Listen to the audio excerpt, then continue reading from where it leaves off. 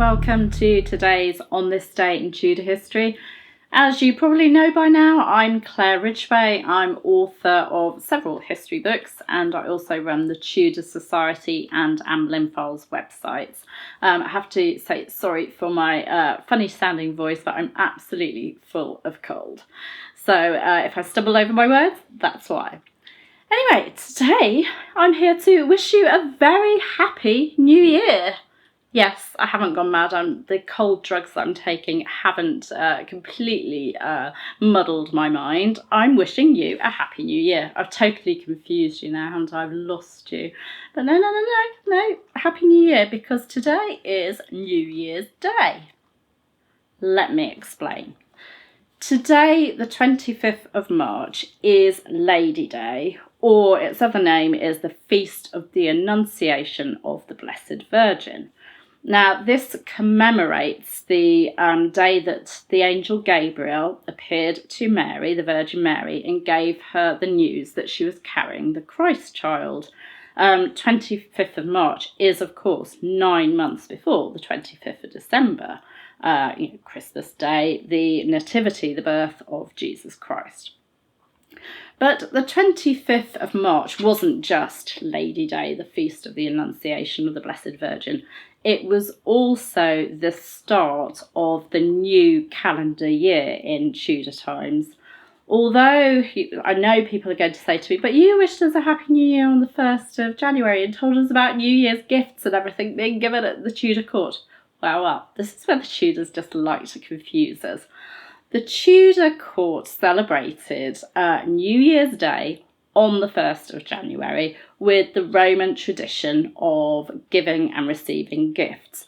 And the monarch would receive gifts from his courtiers and he would reciprocate.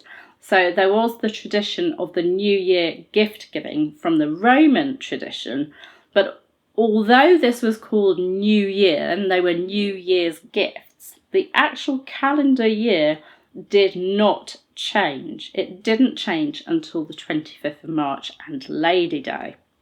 Now, it was like that in England until 1752, when the first day of the year, the calendar year, was changed to the 1st of January, and the Gregorian calendar took over from the Julian calendar.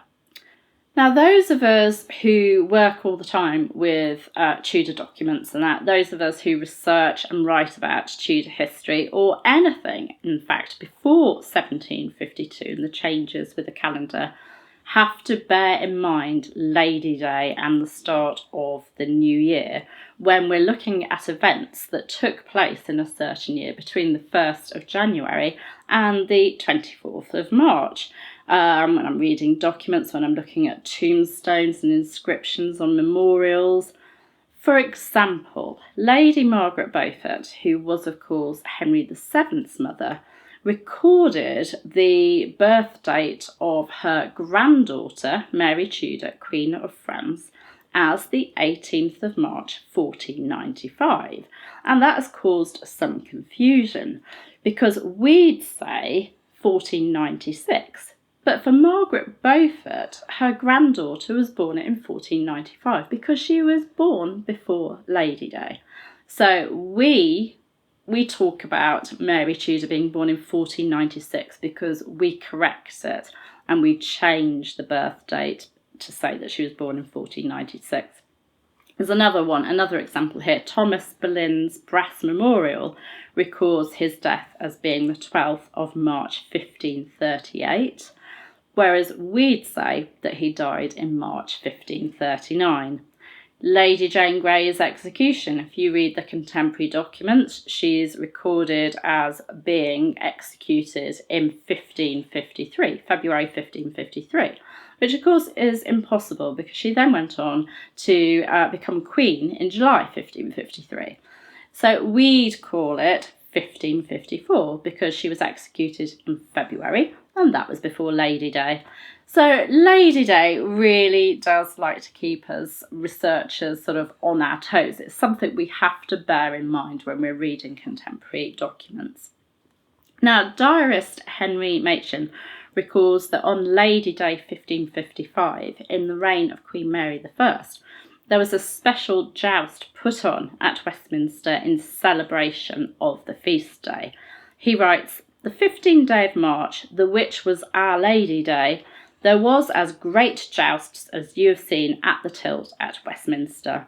The challengers was a Spaniard and Sir George Howard, and all their men, and their horses trimmed in white. And then came the king," that's Philip, Mary's husband, "and a great many all in blue, and trimmed with yellow, and their helmets with great tufts of blue and yellow feather, and all their whifflers," I love that word, it means forerunners, "and their footmen, and their armourers, and a company like Turks, rode in crimson satin gowns and capes, and with falchions and great targets, and some in green, and many of divers colours. And there was broken 200 staffs and above." So this great joust was in celebration of this feast day. Now the only knight named there is Sir George Howard, but the knights were both English and Spanish because, of course, Mary's court was full of English and Spanish because she'd married Philip of Spain. And a record 200 staffs were broken during the jousting. Now, a little bit of trivia for you, because, I like to throw in these bits of trivia. Did you know that the UK tax year, starting on the 6th of April, goes back to this tradition of Lady Day? Did you know that? Well, here I am to, just give you this trivia that you can use at dinner parties now. Well, it dates back to 1753, after the change with the Gregorian calendar.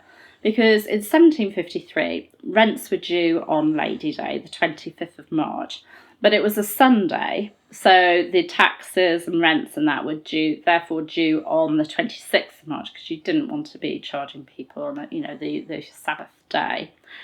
But because with the change from the Julian calendar to the Gregorian calendar, England skipped 11 days to bring them into line with Europe, who had brought in the calendar a lot earlier. These 11 days were skipped, and the rents then became due on the 6th of April. And that's why in the UK today, the tax year is still starting on the 6th of April, the new tax year. So there you go. I hope you have a really happy new year. Why not use this as an excuse to get some bubbly out, to get some party poppers and just have a good time. So happy new year, happy Ladies Day. I'll be with you soon. You can subscribe just there, hit the bell to be notified. I'll be back tomorrow. Bye bye.